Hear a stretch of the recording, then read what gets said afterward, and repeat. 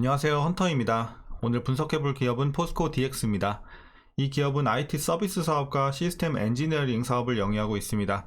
매출 비중은 시스템 엔지니어링이 66.4%로 가장 크게 차지하고 있고요. 월봉으로 차트 보시게 되면 이제 과거에는 횡보세를 좀 유지했던 기업이에요. 하지만 올해부터 가파르게 이제 상승을 시작을 했습니다. 자, 일봉으로 다시 돌아가서 이제 최근에 보시면 4월부터 이제 가파르게 올라가기 시작을 했고 최근에 뭐 굉장히 좀 기이한 현상이 포스코 그룹주나 이제 코프로 그룹주 관련해서 특히 2차 전지 관련해서 많이 나오고 있습니다. 그냥 기업 가치랑 상관없이 지나친 수급이 쏠리면서 말도 안 되게 좀 올랐었고, 그래서 이제 다시 한번 제자리를 찾아온 상황입니다. 딱 지금 시점이 그 시점으로 보시면 되겠고요. 어쨌든 다시 한번 크게 내려왔고, 하지만 이제 금요일 최근 거래일에는 한 9% 가까이 좀 상승을 해주면서 그래도 좋은 흐름을 다시 시작하려는 모습을 보여주고는 있습니다. 자, 이런 상황에서 이제 단기적으로는 좀 물린 분들도 계실 테고요. 어쨌든 장기적으로 봤을 때는 또 여전히 수익 구간인 분들도 상당히 많이 계실 것으로 판단이 되는데요. 이제 앞으로 어떤 식으로 좀 대응을 해야 될지 여러분들 다양한 평단에 따라서 투자 전략까지 함께 알아보도록 하겠습니다. 자, 이어서 수급상황입니다. 한 달 기준으로 봤을 때는 개인은 중립, 외국인은 매수, 그리고 기관이 매도하고 있습니다. 하지만 이 수치는 어쨌든 한 달 기준으로 책정이 된 거기 때문에 7월 11일 요때 좀 영향을 많이 받았어요. 굉장히 많이, 이때 개인이 한 600억 정도 되겠네요. 그리고 외국인이 또 600억 이상 이렇게 좀 거래를 했기 때문에 이런 부분에 있어서 영향을 받았고, 최근에 스탠스 보시면은 거의 개인은 좀 매수하고 있다. 연일 거의 매수하고 있고, 외국인은 이제 사고 팔고 좀 반복을 해주고 있어요. 그리고 기관은 여전히 계속해서 매도세 유지하고 있습니다. 자, 그럼 이어서 공매도 비중 살펴보도록 하겠습니다. 자, 최근에 상당히 좀 안정적인 매매 비중 보여주고 있습니다. 거의 3% 미만대 보여주고 있고, 오히려 과거에도 뭐 나쁘진 않았지만 뭐 종종 이렇게 두 자릿수도 기록을 했었거든요. 근데 상당히 좀 안정적이다 현재.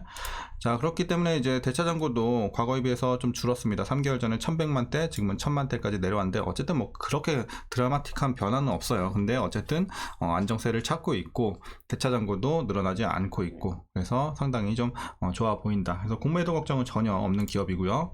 이어서 재무제표 분석 시작해 보도록 하겠습니다. 2018년도부터 매출부터 확인해 보면요, 9200, 9600, 9600, 자, 어쨌든 8600. 과거에는 그렇게 좋진 못했어요. 조금 횡보하면서 눌렸다가 작년에 개선이 많이 됐습니다. 1조 1000, 올해는 1조 5000까지 올라오는 최근의 흐름이고요. 자, 영업이익도 마찬가지로 보시면 과거엔 지지부진하고 눌렸다가 적자까지도 기록을 했었습니다. 하지만 작년에 턴어라운드 성공, 600억, 그리고 올해는 1200억까지 이렇게 올라옵니다. 자, 당기순이익도 뭐 비슷한 흐름으로 보시면 되겠어요. 적자를 계속 기록을 했었고, 작년, 올해 좋다 이렇게 보시면 되겠습니다. 그래서 작년과 올해 실적 굉장히 올라가고 있으면서도 좋은 상황 보여주고 있습니다. 자, 부채 비율 보시면 80, 84, 85, 80 거의 80대 유지하다가 조금 올랐어요. 작년에 105, 올해는 112. 그래서 조금 올라가고 있는데 어쨌든 뭐 100 초반대까지는 그래도 우리가 그렇게 뭐 우려할 정도는 아니기 때문에 이렇게 보시면 되겠고요. ROE 보시면 이제 마이너스 9, 11, 2, 마이너스 3, 그러니까 순이익 적자를 기록을 했었죠 이때. 그래서 좋았을 때는 11 정도, 그리고 작년에 또 개선이 됐을 때 12 가까이 좀 올라왔고, 올해가 거의 더블업 되죠. 22까지. 그래서 올해가 상당히 특히 수익성이 좋은 상황이다. 작년에도 뭐 나쁘진 않았어요. 자, 그리고 EPS 보시면 뭐 비슷한 흐름이에요. 어쨌든 과거에 지지부진했고, 작년에 300, 올해 645, 2배가 넘게 올라갑니다. 그래서 주당 순이익도 상당히 개선이 많이 되고 있습니다. 올해 좋고요. 자, 그리고 배당이 좀 아쉬워요. 일단 주가가 너무 많이 올랐기 때문에 배당 메리트는 없는 기업이에요. 그래서 어쨌든 작년에 75원, 올해도 75원 기대가 되고 있는데, 현재 종가 기준으로 계산해 봤을 때 배당 수익률은 약 0.24% 나오고 있습니다. 그렇기 때문에 뭐 작년까지는 그래도 1%대 유지를 했지만 지금은 주가가 너무 많이 올랐기 때문에 배당 메리트는 거의 없다. 이렇게 보시면 되겠고요. 마지막으로 올해 추정 PER은 48배, PBR은 9.88배 나오고 있습니다. 그리고 현재 주가 밸류 상황은요, 살짝 저평가되어 있다. 지금도 약간 싼 구간이다 보시면 되겠어요. 다시 한번 눌렸기 때문에 이렇게 보시면 되겠습니다. 자, 그럼 이어서 동사 관련 이슈 한번 살펴보도록 하겠습니다. 먼저 2분기 실적인데요.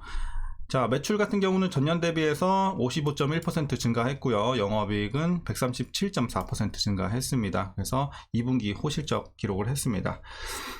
자, 당연히 뭐 2분기 영업이익 시장 컨센서스를 상회를 했습니다. 그 배경에는 포항 제철소 수해 피해 복구 프로젝트의 수익 인식이 2분기로 확장이 됐습니다. 그러면서 영업이익 크게 증가한 영향이 있었습니다. 그래서 2분기 좀 괜찮았고요. 자, 동사는 이제 지난 상반기 기준으로 봤을 때는 매출이 전년 대비해서 65% 증가, 그리고 영업이익은 98% 증가, 역시나 좋았습니다. 상반기 전체로 봤을 때도요. 자, 2차 전지를 비롯한 친환경 미래 소재 분야로 사업 확대를 추진 중인 이제 동사의 이제 그룹사죠. 포스코 그룹사 대상으로 이 공장 자동화, 스마트 팩토리, 산업용 로봇 분야 사업 기회가 증가한 결과였습니다. 그래서 이런 신사업 관련해서도 상당히 좀 좋게 인식이 되고 있습니다. 자, 결국 호실적 배경이 이런 독자 경쟁력이라고 하기보다는 그룹의 영향이 좀 컸다고 이렇게 해석이 되고 있고, 실제로 포스코 DX의 내부 거래 비중은요 83%예요. 굉장히 높죠. 그렇기 때문에 이제 경쟁사 대비해서도 상당히 높은 편이다, 이렇게 보시면 되겠습니다. 자, 그리고 국내외 2차전지 생산 설비 투자와 EIC, 이 전기 개장 컴퓨터죠. EIC 사업부의 탄탄한 수주를 바탕으로 해서 3분기 매출은 4천억 원대로 올라설 전망입니다. 그래서 3분기도 기대가 되는 상황이고, 이어서 올해 포항과 캐나다 퀘벡에 양극재와 음극재 공장을 증설하는 등 여러 수주 파이프라인이 존재하고 있습니다. 인공지능과 메타버스를 활용한 IT 시스템을 구축한 점도 기대가 되는 부분이 되겠고요. 자, 마지막 내용은 이제 올해 포스코 DX의 수주액은 2조 144억 원으로 전년 대비해서 38% 정도 증가할 것으로 전망이 되고 있는 좋은 상황입니다. 이런 수주 흐름을 고려해 봤을 때 내년 영업이익은 1852억 원으로 올해 대비해서 52.7% 또 증가할 것으로 전망이 되고 있으니까 장기적인 관점에서도 계속해서 우상향할 것으로 보여지고 있는 현재 상황이 되겠습니다. 자, 이제 최근의 이슈는 여기서 마무리하겠고요. 전반적으로 내용 자체는 괜찮네요. 자, 그럼 이제 마지막으로 여러분들 투자 전략 말씀드리면서 영상 마치도록 하겠습니다. 자, 먼저 신규 진입에 있어서는 일단은 괜찮다고는 보고 있어요. 하지만 뭐 메리트가 엄청 큰 구간까지는 아니에요. 그래서 살짝 싼 구간 정도이기 때문에 여러분들이 일단 진입 자체는 가능하지만 엄청 메리트 있는 구간은 아니다. 그래서 제가 보는 메리트 있는 구간은 어쨌든 앞자리가 2는 가야 돼요. 2만원대는 진입을 해야지 그래도 메리트가 좀 있는 구간이고, 3만원대 진입을 했을 때는 메리트는 작지만 진입은 가능한 정도의 구간으로 판단을 하고 있습니다. 자, 신규 진입 관점 이렇게 좀 말씀드리겠고, 보유자분들 이제 대응 방법 어떻게 하시냐면요, 일단은 자, 목표가를 먼저 드리도록 하겠습니다. 자, 지금 현재 기준으로는 37,000원 보고 있습니다. 37,000원 대충 요 정도 될 것 같은데, 37,000원까지 여러분들이 좀 안전하게 그래도 볼 수 있는 구간 목표가 이렇게 판단을 하고 있습니다. 그래서 뭐 흐름이 좀 살아있고 탄력이 좀 붙는다면 다시 한번 좀 4만원대 진입을 할 수 있는 가능성도 있긴 하지만, 어쨌든 우리가 그냥 기업 가치로만 봤을 때 그래서 좀 정상적인 목표가는 37,000원 이렇게 좀 판단을 하고 있습니다. 자, 그래서 안전하게 좀 여러분들 여기까지만 보시는 걸 추천드리고, 뭐 장기적으로 보시는 분들, 장기적으로도 충분히 지금 재료 자체가 나쁘지는 않기 때문에 장기적으로도 저는 보유할 수 있는 종목이라고 보고 있고, 장기적인 관점에서는 당연히 더 위에까지 봐야겠죠. 근데 목표가 설정은 항상 의미가 없습니다, 장기 투자에서. 그렇기 때문에 이제 장기 투자하시는 분들은 업황에 문제가 없는지, 기업에 어떤 악재는 없는지 이런 것들만 좀 체크하시면서 계속해서 장기적으로 홀딩해 나가시면 좋을 것 같습니다. 자, 이렇게 좀 말씀드리겠고, 마지막으로 위에서 물리신 분들은 어떻게 대응하시냐면요, 자, 당연히 이런 데서 물리면 안 되죠. 무조건 들어가시면 안 되는 구간이고, 들어가더라도 손절가 항상 말씀드립니다. 누누이 말씀드려요. 그래서 이런 데서 물리는 건 말도 안 되는 상황이고, 혹시라도 물리셨다면 어쨌든 일어난 일이니까 여러분들 일단 평단 관리 해주셔야 돼요. 지금도 많이 오르긴 했지만 어쨌든 저평가 구간이기 때문에 여전히 물탈 수 있는 구간이어서 한 번 정도 물타서 37,000원, 가능하다면 35,000원 밑으로 안정적으로 좀 빠져나올 수 있는 구간은 35,000원이에요. 그래서 어쨌든 37,000원, 이제 그리고 최대 35,000원까지 여러분들이 좀 평단을 맞춰 주시면 충분히 빠져나올 수 있는 구간으로 판단을 하기 때문에 뭐 너무 걱정을 하지 않으셔도 될 것 같습니다.